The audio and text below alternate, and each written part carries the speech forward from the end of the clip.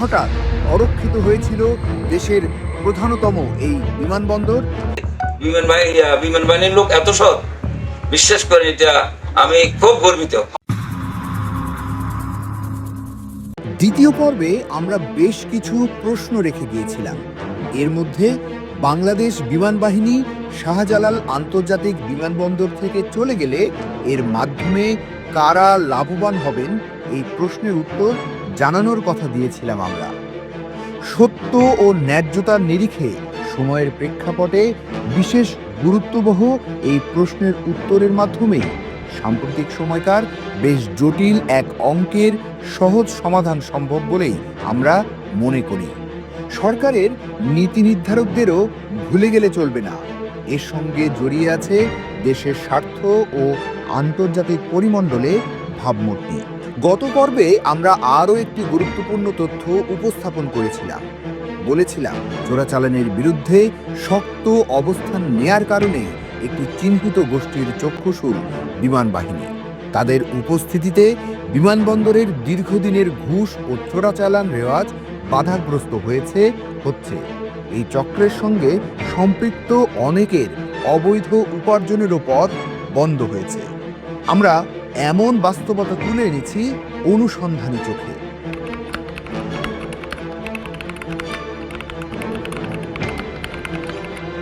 আমরা জানি প্রতিটি ক্রিয়ারই সমান ও বিপরীত প্রতিক্রিয়া আছে।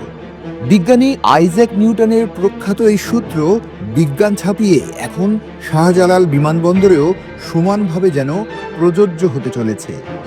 বিমান বাহিনী যখন বিমানবন্দরের দায়িত্বে এসে চিরাচরিত জঞ্জাল সাফ করার চেষ্টায় তৎপর, তখন আগের সময়কার চোরাকারবারি, অনিয়মকারী ও দুর্নীতিবাজদের স্বার্থে আঘাত লেগেছে। এরপর থেকেই বিমান বাহিনীর বিরুদ্ধে শুরু হয়েছে অপতৎপরতা, গুজব, অবিবেচনাপ্রসূত অবিরাম মিথ্যাচার, অপপ্রচার।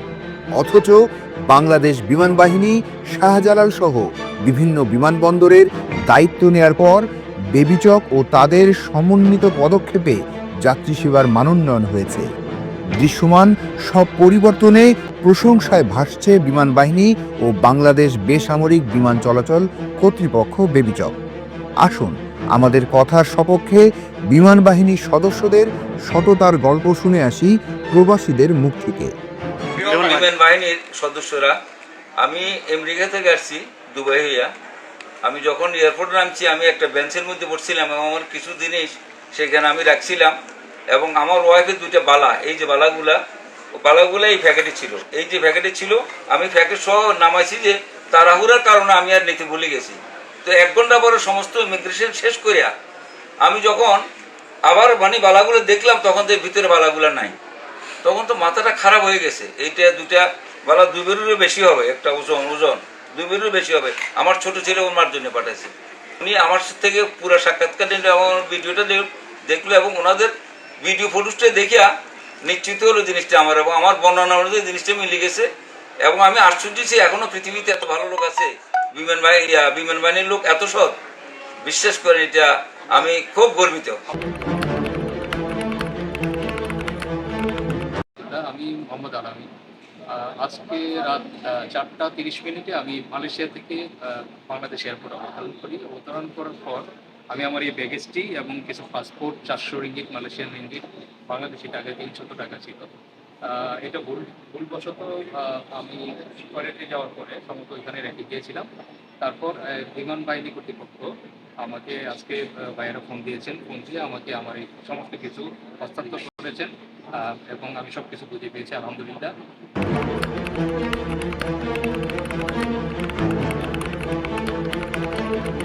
আমরা এতক্ষণ শাহজালাল সহ বিমানবন্দরগুলোতে বিমান বাহিনীর উপস্থিতির কিছু সুবিধা অসুবিধার কথা জানলাম। এখন আমাদের জানতে হবে 5 আগস্ট কেমন ছিল এই বিমানবন্দরের পরিস্থিতি, কেন হঠাৎ অরক্ষিত হয়েছিল দেশের প্রধানতম এই বিমানবন্দর। ছাত্র জনতার গণ অভ্যুত্থানের চূড়ান্ত বিজয়ের দিনে কি এই স্থাপনায় কোনো হামলা বা ভাঙচুরের ঘটনা ঘটেছিল? অতীত যেহেতু ভবিষ্যতের পথরেখা প্রস্তুত করে, তাই প্রাসঙ্গিক এসব বিষয়বস্তু নিয়ে আলোচনা করা দরকার। তার আগে জানতে হবে বিমানবন্দরে পুলিশের বিশেষায়িত unit armed police battalion APBN কি দায়িত্ব পালন করত।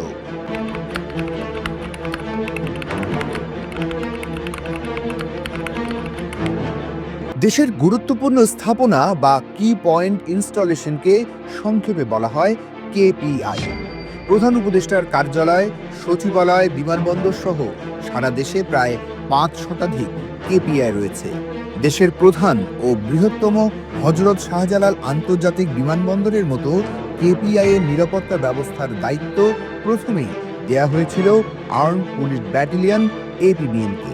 কিন্তু গত বছরের 5 আগস্ট পট পরিবর্তনের দিনে অস্ত্র গোলাবারুদ ফেলে শাহজালাল থেকে আকস্মিক প্রস্থান ঘটে এপিবিএনের। বছরে হযরত শাহজালাল আন্তর্জাতিক বিমানবন্দর ব্যবহার করেন বিশ্বের বিভিন্ন এয়ারলাইন্সের প্রায় 1 কোটি যাত্রী। কিন্তু গত বছরের জুলাই গণঅভ্যুত্থানের দিনটিতে শাহজালালকে অনিরাপদ ও ঝুঁকির মধ্যে ফেলে স্বেচ্ছায় পিছু হটে এপিবিএন। এমন কাণ্ডের জেরে প্রায় 6 ঘন্টা বন্ধ ছিল উড়োজাহাজ ওঠানামা। তবে রক্তক্ষয়ী গণঅভ্যুত্থানে দেশের বিভিন্ন স্থাপনা জনরোষের মুখে পড়লেও একেবারেই নিরাপদ ছিল শাহজালাল আন্তর্জাতিক বিমানবন্দর। ছাত্র জনতা স্পর্শকাতর ও সংরক্ষিত এই স্থাপনায় কোনো হামলা বা ভাঙচুর করেননি। তারা যথেষ্ট ধৈর্য, সংযম ও আন্তরিকতার পরিচয় দিয়েছে। দেশের সংক্ষুব্ধ ও বিবেকবান রাজনৈতিক নেতৃত্ব এক্ষেত্রে যথেষ্ট বিচক্ষণতার পরিচয় দিয়েছেন। কিন্তু এপিবিএনের রহস্যময় অন্তর্ধান অরক্ষিত করেছিল শাহজালালকে, গভীর প্রশ্নবোধক করেছিল একটি আন্তর্জাতিক বিমানবন্দরের সামগ্রিক নিরাপত্তা ব্যবস্থাকে। একবারও কি আমরা ভেবে দেখেছি বিপদসংকুল সেই মুহূর্তে বিমান বাহিনী সরকারের অনুরোধে এগিয়ে না এলে পরিস্থিতি কেমন ভয়াবহ হতে পারত? বিভিন্নভাবেই উপরোক্ত বিষয়সমূহকে সংজ্ঞায়িত করা যেতে পারে।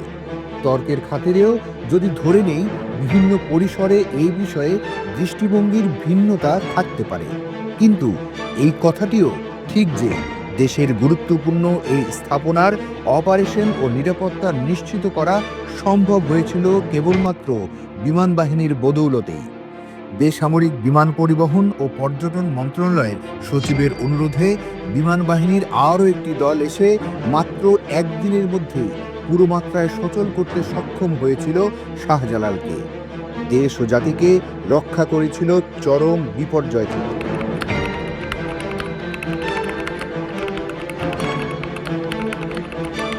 যে এপিবিএনের কাঁধের উপর শাহজালালকে রক্ষার এত বড় দায়িত্ব ছিল, তারা কিভাবে এমন দায়িত্ব জ্ঞানহীনতার পরিচয় দিলেন?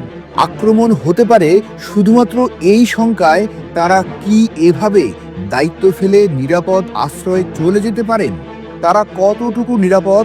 স্পর্শকাতর এই স্থাপনার নিরাপত্তায় ক্রান্তিকালে যারা স্বেচ্ছায় পাততাড়ি গুটিয়েছিলেন, তারা ভবিষ্যতে সংকটময় পরিস্থিতি তৈরি হলে একই ঘটনার পুনরাবৃত্তি ঘটাবেন না, এই নিশ্চয়তা কি কেউ দিতে পারবে? নিরাপত্তা বাহিনীর কোনো সদস্যের অনুমতি ছাড়া দায়িত্ব ছেড়ে পালিয়ে যাওয়া শাস্তিযোগ্য অপরাধ বলে গণ্য হয়ে আসছে বহু আগে থেকেই। আমরা জানতে পেরেছি কখনো কোনো নিরাপত্তা বাহিনীর উপর প্রচণ্ড আক্রমণ হলে তখন সে দায়িত্ব থেকে সরে যায়। কিন্তু এমন কিছু না ঘটলেও এই গুরুত্বপূর্ণ স্থানটি ছেড়ে যারা সেদিন চলে গিয়েছিলেন, আদৌ কি তাদের কোনো জবাবদিহিতার মুখে পড়তে হয়েছে? কোনো রকম তদন্ত হয়েছে? সরকারি দায়িত্বের চেয়ে যারা নিজেকে প্রাধান্য দিয়েছিলেন, তাদের কাউকে কি আজও কোনো শাস্তির মুখোমুখি হতে হয়েছে? যদি কাউকে শাস্তির আওতায় আনা হয়ে থাকে, তবে সেটি প্রকাশ করা হচ্ছে না কেন? সচেতন মানুষের এসব প্রশ্ন তাদের দায়িত্ববোধ ও দেশপ্রেমকে মোটা দাগে কাঠগড়ায় দাঁড় করিয়েছে বলে মনে করেন বিশ্লেষকরা।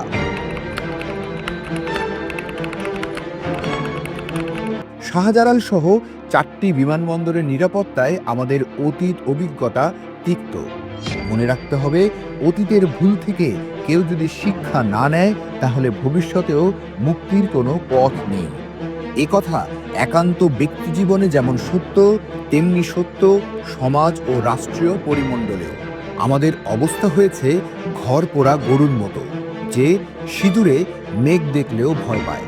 সম্পূর্ণ নতুন পরিস্থিতিতে বাংলাদেশ বিমান বাহিনীকে হটিয়ে এপিবিএন শাহজালাল সহ বিমানবন্দরগুলোর ভেতরে ফিরতে মরিয়া বলে অভিযোগ উঠছে, গুঞ্জরণ চলছে। যদিও স্বরাষ্ট্র মন্ত্রণালয় ও বেসামরিক বিমান পরিবহন ও পর্যটন মন্ত্রণালয় বিমান বাহিনীকে টার্মিনাল ও এয়ার সাইড এবং এপিবিএনকে ল্যান্ড সাইডে দায়িত্ব পালনের নির্দেশ দিয়েছিল। এপিবিএন পুরোপুরি দক্ষ হয়ে না ওঠায় মূলত তাদের ল্যান্ড সাইডে দায়িত্ব দেওয়া হয়েছিল। দায়িত্ব ভাগ করে দেওয়া হলেও সাম্প্রতিক সময়ে বিমানবন্দরটিতে এককভাবে দায়িত্ব পালনে তাদের আকাঙ্ক্ষা তীব্র হয়ে উঠেছে বলে মনে করছেন কেউ কেউ। বিশেষ করে বিমানবন্দরের কার্গো ভিলেজে অগ্নিকাণ্ডের পর এপিবিএন ফেরাও আওয়াজ তুলে বিমান বাহিনী ও এপিবিএনকে মুখোমুখি দাঁড় করানোর সব রকমের কসরতি চলছে একদিন প্রতিদিন। প্রশ্নবাণে জেরবার করা আমাদের উদ্দেশ্য নয়। গোটা দেশবাসীর মতো আমরাও চাই প্রতিটি বাহিনীর একে অপরের মধ্যে সৌহার্দ্য ও ভ্রাতৃত্বপূর্ণ সম্পর্ক বজায় থাকুক। কিন্তু সমস্যার গোড়ায় না পৌঁছলে কখনো সমাধানে আসা সম্ভব হবে না। এটি আমাদের বুদ্ধি বোধে মর্মে কর্মে উপলব্ধি করতে হবে।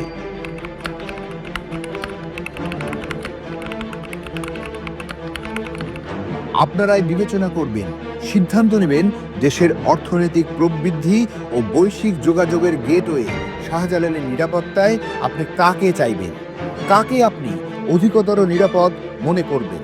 আমরা জানি দেশপ্রেমিক সশস্ত্র বাহিনীর কখনো দায়িত্ব থেকে পিছু হটার সুযোগ বা নজির নেই। বাস্তবিকেই এই বাহিনী মাথা নত করার নয়।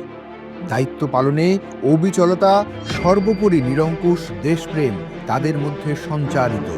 পেশাদারিত্ব, শৃঙ্খলা ও পক্ষপাতহীনভাবে দায়িত্ব পালন তাদের অঙ্গীকার। অনুরাগ বিরাগের বশবর্তী হয়ে তারা কোনো সিদ্ধান্ত গ্রহণ করেন না, বরং কাজ করেন নিয়মনীতি অনুযায়ী নির্মোহভাবে।